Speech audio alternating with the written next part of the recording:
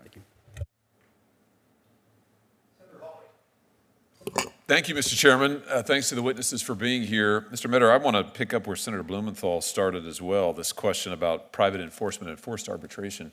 You've said, I think, that antitrust is law enforcement, full stop. Wouldn't you agree that private enforcement is essential to a functional antitrust regime?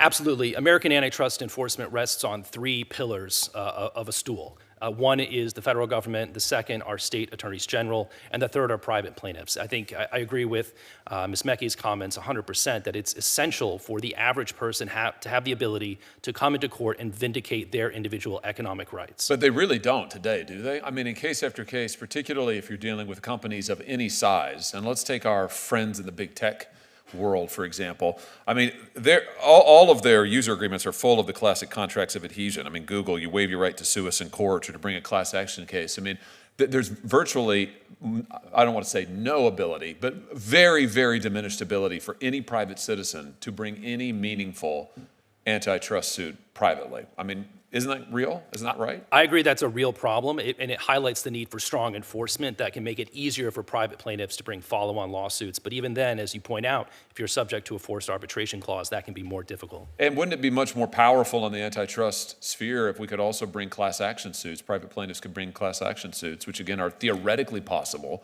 but effectively barred by many of these adhesion contracts, right? I agree. In many instances, a class action suit is actually the most efficient way to resolve these big questions. I mean, so to me, this speaks for the need, given what these companies are doing, given what some of the courts have done doctrinally, it speaks to the need for Congress to legislate on this topic and to give, frankly, antitrust enforcers more tools and allow private litigants to get into court, allow private litigants to bring class action suits to enforce our nation's antitrust laws. I mean, don't you think that if Congress were to put a stop to these forced arbitration clauses in the antitrust context, we'd see a lot more private enforcement? I mean, would that be your prediction, Mr. Maynard? That is what I would expect to see. Do you want to weigh in on this, Ms. Meeky, at all?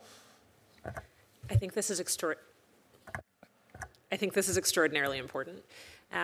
Having access to lawyers to help vindicate your liberty in the form of damages is very, very important. But I would say that in the ecosystem that my friend Commissioner Metter just sort of outlined, class action cases are very good at getting people monetary damages. But it is really the federal government that takes the mantle for getting injunctive relief and equitable relief. And so when I was at DOJ, I had the privilege and great fortune of helping to sue Google twice and winning twice. And so when the Justice Department is in court fashioning remedies, they're talking about opening up markets, not just getting people money, which is important too, but making sure that our markets are delivering for the American people and are open for investment and innovation. Yeah, so it's a both and, right? I think it's what you're saying, yeah. But those damage awards, let me put it to you this way. When the FTC in 2019 fined, I think it was Facebook, $5 billion, if I remember correctly. Yeah, fined Facebook $5 billion. I remember I was brand new senator. I was new up here, and I thought, $5 billion, that's a lot of money. I thought, Facebook is really going to change its behavior now. Not so much. Their stock prices went up the next day. They did nothing meaningfully different.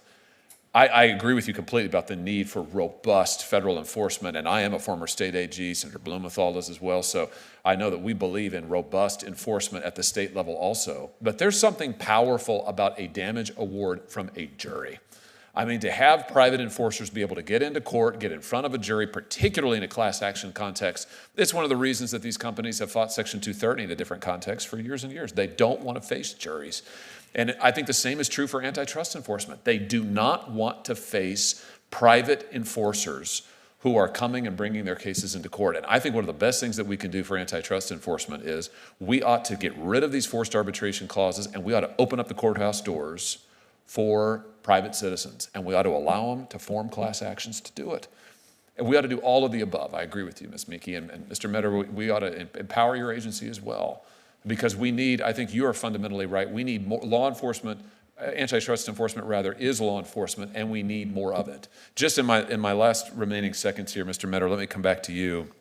You've said that big is bad, which I completely agree with, and that we need to consider structural remedies. Is that true outside of the tech sector? I know you said that about tech. Is that true more broadly? I believe the competition concerns that have been most recognized in the tech sector are common in many other sectors. We need to enforce the antitrust laws evenly across the entire economy. Good. Let me just give you one example here. 4 companies currently control over 80% of beef processing in this country, and very similarly high shares of poultry and pork. In Missouri, just in the last year, we have had 2 poultry plants closed by the dominant poultry processor, Tyson Food, canceling contracts with farmers, putting hundreds of people out of work across my state, really acting with total impunity. Why? Because they can, because they are essentially a monopolist. Is this the kind of thing that the FTC can take action on? Yes, with the small caveat that the Department of Justice typically handles the packers, but the FTC sees this at the retail level as well. When there are a smaller number of packers, retailers pay higher prices, and then consumers pay higher prices, and then retailers want to merge and consolidate their own part of the supply chain to counteract that, and then it's sort of an arms race to see who can get the biggest the fastest. I'll end with this. Right now, beef processing is just one example, but it's a perfect example for a state like mine. The only people who win are the monopolists. You know, if you're a cattle rancher, you're not getting paid for your product. If you are a consumer at the grocery store, you're paying an arm and a leg for some hamburger. And yet, so the consumers are paying more, the farmers are getting paid less. Who is really making out like a bandit here? It's the monopolists. It's the 4 people, the 4 companies that control 80% of beef processing. That is not competition. We need more competition in this country, economy-wide. Thank you, Mr. Chairman. Mr. Chairman, I want to associate myself with those comments that Senator Hawley just made, but I also want to ask, can we please let the wonderfully wise